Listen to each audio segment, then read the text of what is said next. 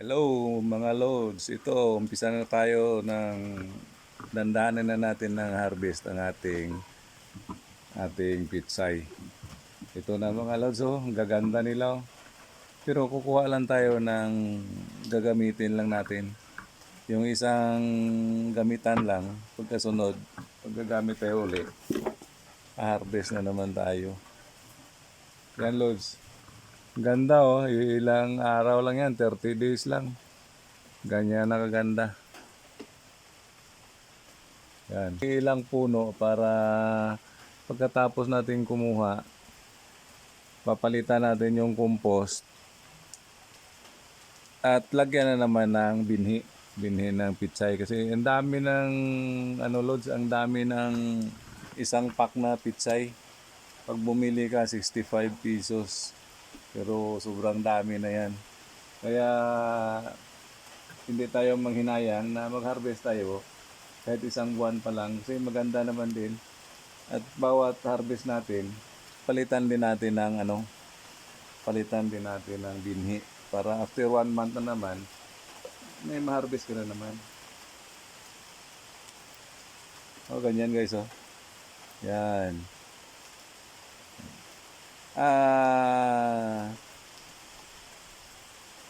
June 27 ko tinanim dito. Ngayon, July 28. So, 31 days. 1 month, palagay mo 1 month. Ganyan na siya kalaki. Libre ka na ng malagyan natin ng karne. Pagkatapos na ito ganyan. Lagay mo ang dalawang binhi. Tamo ang isa maliit. Kaya hindi pwede talaga kung dalawa. Talagang isa lang. Ganda guys,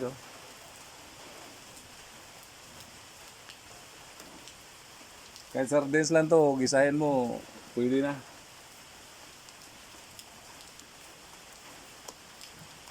Yan. Ang ganda ng kwan. Ang ganda ng... Yan. Ang ganda ng paglaki niya. Walang insekto. Kahit walang spray, walang insekto.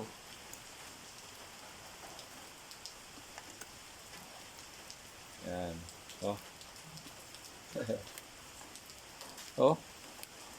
Tama na. Sa sunod na naman para ito lalaki pa. Hindi naman natin maubos sa isang lutuan ang ganito. Lupa niya.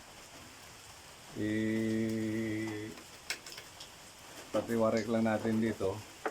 Kukunin natin, palitan naman natin ng bagong compost. Yan. Ito, papahingain muna natin.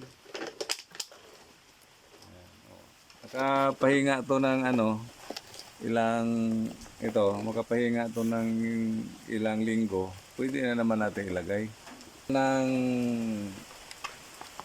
lupa dito sa bago natin na harvest. Lagyan na naman natin para taniman na naman natin uli. Yan, lagyan na naman natin. Huwag lang natin punuin para habang lumalaki siya, dagdagan natin siya ng dagdagan. Kasi kung puno na siya, hindi mo na sa madagdagan.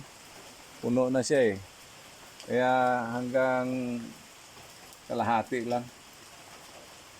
Yan.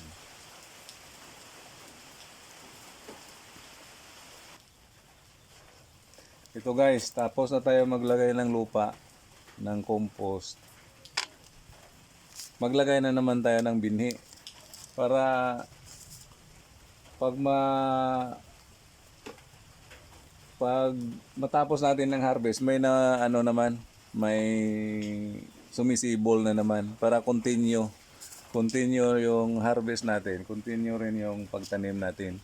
Kahit ilang puno lang ito, ganyan Yan. Yan pa. Kasama pa yan dito. Pagkasunod, yan na ma-harvestin natin ito. Tutubo na naman. Kaya hindi tayo maubusan ng ulam. Pagka ganito yung ating paraan hindi tayo maubusan magtanim. Hindi tayo maubusan ng panglagay sa ating tinula o kaya sa ating lulutuin. Limbawa, karne. Hindi ka nabibili ng pitsay. Ito na lang. Lagyan natin guys ng, ito, maglagay na tayo guys. Lagyan natin ng tagda 2 piraso lang. 2 piraso lang dahil kung tatlo, parang ano eh. Yan. Ito tatlo para dami naman din binubunot lang. Bunutin mo lang ang, limbawa 2, 3 na ilagay. Bunutin mo lang yung 2. Yung pinaka malusog na ang iiwan mo. Ang ating iiwan. Pag tumubo na siya, tutubo talaga lahat eh. Grabe ang sobrang active ang binhi ng pitsay. Tutubo talaga lahat. Kaya bubunutin na lang natin yung 2. Pagka yung pinakamalusog, yun ang iiwan natin. Yan.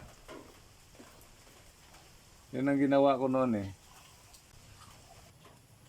Ito na guys, yung na-harvest natin. Ganyan karami guys ang na-harvest natin sa 8 puno lang. 1, 2, 3, 4, 5, 6, 7, 8. 8 puno lang guys, ganito karami. Ay kung bilhin mo sa palengke, magkano na yan?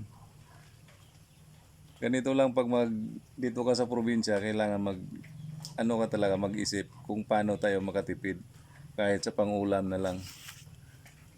Yan. Yun pa, sa sunod, yan na naman ang harvestin natin. Yan. Ito pa. Yan. Harvest na naman natin sa sunod yan. Ganyan lang kadali magtanim ng pitsay guys. Kahit sa ating haligi. Tapos haligi lang natin tinanim. Pero kung magamit kayo ng plastic, mas maganda itong 1.5. Medyo malaki-laki. Yun, 1.5. Huwag yung mga maliliit, hindi siya lumaki ng maayos kasi nasa-short siguro siya. O ganyan, no. Ganyan guys. Salamat. Sana may natutunan kayo sa ating kunting kaalaman. Maraming salamat. Sana wag kayong magsawang magsuporta sa ating munting channel. Maraming salamat po.